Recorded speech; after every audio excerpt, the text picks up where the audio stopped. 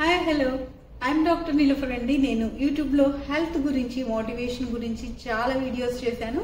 ఇంతకుముందు మీరు నా వీడియోస్ చూడకపోతే వెంటనే చూడండి అండ్ లైక్ చేసి ఖచ్చితంగా సబ్స్క్రైబ్ చేసుకోండి. మనకి ఈ ఛానలే కాకుండా doctor Nilofer health and lifestyle blogs అనే ఛానల్ కూడా ఉంది.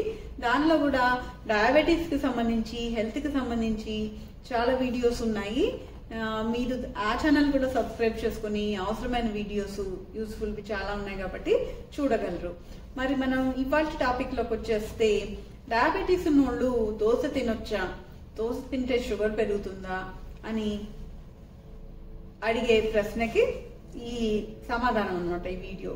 మరి జనరల్ గా డయాబెటీస్ ఉన్నోళ్ళు దోశలు తింటానే ఉంటారు, తిని ఒక్కోసారి షుగర్ పెంచుకొని కూడా వస్తారు. అసలు దోశ చూసుకుంటే దోశలో షుగర్ పెరగకుండా మరి దోశ ఎలా తినాలి అనేది మనం ఈ టాపిక్ లో చూద్దాం అనమాట. అయితే మామూలుగా దోశలో ఏంటంటే గ్లైసెమిక్ ఇండెక్స్ 77 ఉంటుంది.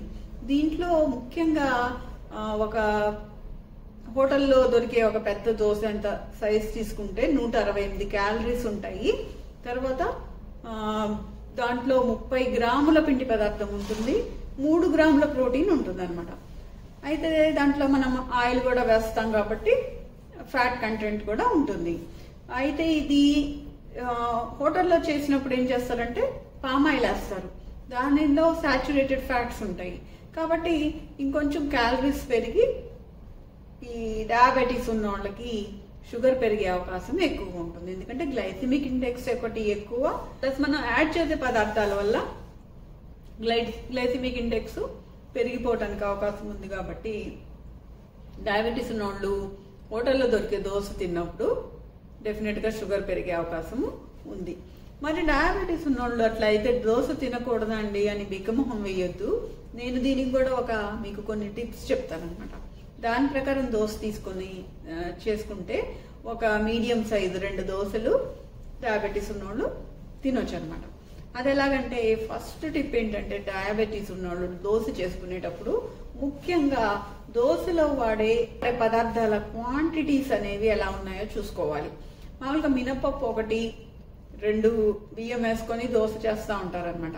అలా కాకుండా ఒక మినపప్పుకి ఒక అరకప్పు బియ్యం వేసుకోండి, 1 కప్పు మినపప్పుకి, లేకపోతే 1:1 రేషియోలో వేసుకుంటే డయాబెటీస్ అనేది పెరగకుండా ఉంటుంది. ఇంకా రెండో టిప్ వచ్చేటప్పటికి, ఈ బియ్యం బదులు మిలెట్స్ వేసుకుంటే ఏంటంటే వాటిలో ఫైబర్, పీచు పదార్థం అనేది ఎక్కువగా ఉండి డయాబెటీస్ అనేది పెరగకుండా ఉంటుంది. అంటే స్లోగా గ్లూకోజ్ అబ్జార్బ్ అవుతుంది కాబట్టి షుగర్ పెరగకుండా ఉంటుంది. కాబట్టి అలా కూడా ట్రై చేయండి. ఇంకా మూడో టిప్ వచ్చేటప్పటికి, దోశలో మనం 1-2 స్పూన్ల నూనె పడుతుంది మామూలుగా వేసుకుంటే. అలా కాకుండా నాన్ స్టిక్ పెనం మీద వేసుకుంటే గనక 1/2 స్పూన్ నూనెలోనే దోశ వేసుకోవచ్చు అనమాట. సో ఆ విధంగా వేసుకోండి, మూడో టిప్పు. నాలుగో టిప్ వచ్చేటప్పటికి ఏంటంటే, ఎక్కువ దోశలు తినకూడదు. ఎక్కువ దోశలు తింటే మళ్ళీ డయాబెటీస్ పెరగడానికి అవకాశం ఉంటుంది కాబట్టి 2 దోశలు తినండి. ఇంకా ఐదో టిప్ వచ్చేటప్పటికి ఏంటంటే, ఈ దోశలో ఉల్లిపాయలు, పచ్చిమిరపకాయలు ఇలాంటివి వేసుకొని, ఇంకా ఏమైనా మీకు నచ్చిన కూరగాయలు అవి వేసుకొని తింటే ఏంటంటే దాంట్లో ఉండే ఫైబర్ వల్ల కూడా ఈ షుగర్ అనేది తక్కువ స్లోగా అబ్జర్వ్ అవుతుంది అనమాట. ఆ విధంగా కూడా తీసుకోవచ్చు. కానీ ఈ మసాలా దోశ మాత్రం డయాబెటీస్ ఉన్న వాళ్ళు తినకూడదు. దాంట్లో ఈ బంగాళదుంప వేస్తారు కదా, అందుకని అది తినకూడదు. అది తినకుండా ఉల్లిపాయలు వేసుకొని తినొచ్చు, తర్వాత పెరుగుతో తినొచ్చు, పన్నీర్ వేసుకొని తినొచ్చు, పప్పుతో తినొచ్చు అనమాట. ఈ విధంగా దోశలు తీసుకుంటే డయాబెటీస్ ఉన్న వాళ్ళకి షుగర్ పెరగకుండా ఉంటుంది అనమాట.